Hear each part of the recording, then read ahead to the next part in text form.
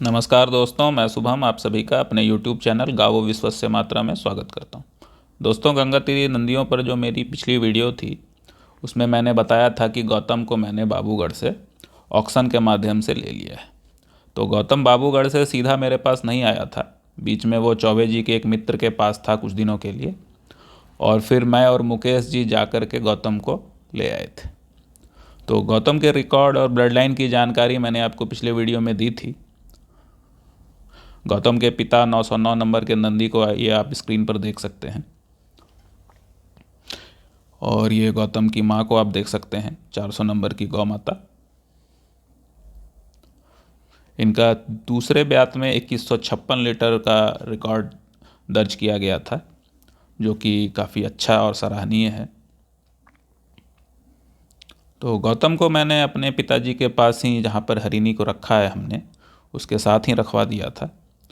पर 40 दिनों तक वहाँ रहने के बाद भी गौतम हरिणी को गाभिन नहीं कर पाया।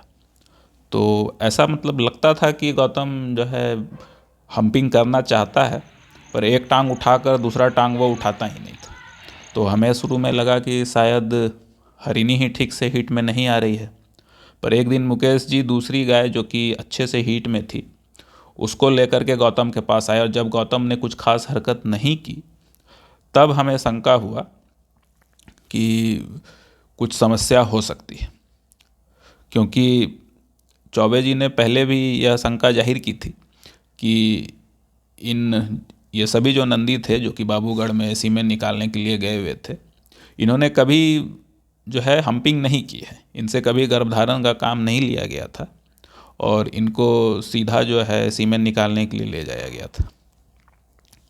तो जहाँ पर गौतम था वहाँ पर भी हमने पूछा कि वहाँ पर उसका जो व्यवहार है वो गायों के प्रति कैसा था। तो चौबे जी के मित्र ने यह कहा कि गौतम ने एक गाय पर हम्पिंग की थी, पर उसका गर्भधारण जो है हुआ नहीं। तो फिर हमें समझ में आया कि ज़रूर गौतम में प्रजनन संबंधी कुछ कमजोरी है। तो ऐसे समय में जब हरिणी जो है 10 महीने से गाभिन नहीं हो पाई थी, और जो है हरिणी का जो पहली बार भी जो हरिणी का गर्भधारण हुआ था उसमें भी उसे कुछ समस्याएं आई थी, जबकि वहाँ पर तो खुले में गौचर में नंदी उपलब्ध थे। और फिर जो है गंगा तीरी का जो सीमेन है उसका भी रिजल्ट कुछ खास नहीं है। तो और हम साँड़ लेकर के आ गए हैं तो वो चढ़ नहीं रहा है। तो बहुत ज़्यादा मतलब कि फ्रस्ट्रेटिंग था मेरे लिए ये। ऐसे समय में मुकेश जी ने सुझाया कि उनके गांव में एक बूढ़े बाबा हैं जो कि गायों की और मतलब पशुओं की चिकित्सा करते हैं काफ़ी समय से, बुजुर्ग हैं काफ़ी, और वो मतलब कि गॉड गिफ्टेड है आज तक। मतलब कि यदि उन्होंने देखा पशु को और कहा कि इसमें ये ऐसे करेंगे, इसको ये समस्या है और ये करने से वो ठीक होगा, तो वो कभी खाली नहीं गया है। तो इलाज के लिए मैंने गौतम को मुकेश जी के पास ही भिजवा दिया ताकि बाबा जी के देख रेख में उसका इलाज हो सके। तो बाबा जी जब पहले दिन आए तो उन्होंने गौतम के लींग पर थपकी मार करके अपने हाथों से उसका पहले वीर्य निकाला। तो उन्होंने वीर्य देख करके कहा कि ये वीर्य काफ़ी पतला है, और इसी कारण से जो है इसकी मतलब इच्छा जो है हम्पिंग की बहुत ज़्यादा नहीं होती है। और मेरे हिसाब से शायद यही कारण भी था कि हम्पिंग करने के बाद भी चौबे जी के मित्र के पास की जो गाय थी वह गाभिन नहीं हो पाई, क्योंकि वो सीमेन जो है वो कमज़ोर था। तो बाबा जी ने गौतम के इलाज के लिए कुछ जड़ी बूटियाँ और कुछ भोजन में कुछ चीज़ें जो देने के लिए कहा। तो ये जो भोजन में जो कुछ चीज़ें सामग्रियाँ जो सम्मिलित करने के लिए बाबा जी ने कही, उसकी लिस्ट आप ये देख रहे हैं स्क्रीन पर। तो प्रतिदिन का जो भोजन था, चोकर खल्ली के अलावा, चोकर खल्ली और मकई जो है वो तो चल ही रहा था, उसके अलावा ये सारी चीज़ें, और दूसरी जो है वो कुछ जड़ी बूटियाँ, ये आप स्क्रीन पर देख रहे हैं। तो जड़ी बूटियों को भी बाबा जी के बेटे ने मुकेश जी के साथ जा कर के एक पर्टिकुलर जगह से वो ले कर के आए जहाँ पर कि शुद्ध जड़ी बूटियाँ उन्हें मिल सकें। तो इसमें आप शिलाजीत देख रहे हैं, बिल्कुल मतलब किसी जो किसी पुरुष का यदि वीर्य कमज़ोर हो जाता है तो उनकी चिकित्सा जिस प्रकार से होती है, बिल्कुल गौतम की चिकित्सा उसी प्रकार से हुई। इन जड़ी बूटियों में 3 जड़ी बूटियाँ अलग से बाबा जी ने स्वयं से बनाई, मतलब खोज करके लाए वो। और वो जड़ी बूटियाँ वो हमें बताया नहीं उन्होंने, और वो मतलब किसी को भी नहीं बताते, अपने बेटे को भी नहीं बताते, क्योंकि उनको जो ये ज्ञान मिला है ये वो सिर्फ उसी को दे सकते हैं जो कि इस ज्ञान के काबिल हो। तो ऐसा नहीं है कि बाबा जी अपना प्रभुत्व बनाए रखने के लिए ये ज्ञान हमें नहीं देते, क्योंकि बाबा जी ने इस ज्ञान का उपयोग कभी भी धन कमाने के लिए नहीं किया है। 80 वर्ष की उनकी आयु है और आज भी वो भैंस का दूध बेच करके ही अपना जीवन यापन करते हैं। तो ऐसे महानुभाव के बारे में और चर्चा हम किसी अन्य वीडियो में करेंगे। तो फिलहाल 1 महीने का जो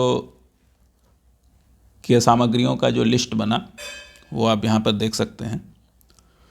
तो 1 महीने का तकरीबन 18,000 रुपये का बिल बना, और 10 दिनों तक जो जड़ी बूटियाँ हैं उनको कूट पीस करके उसकी 10 दिन की खुराक थी, उसे बाबा जी ने अपने हाथों से ही गौतम को दिया रोज़ का रोज़।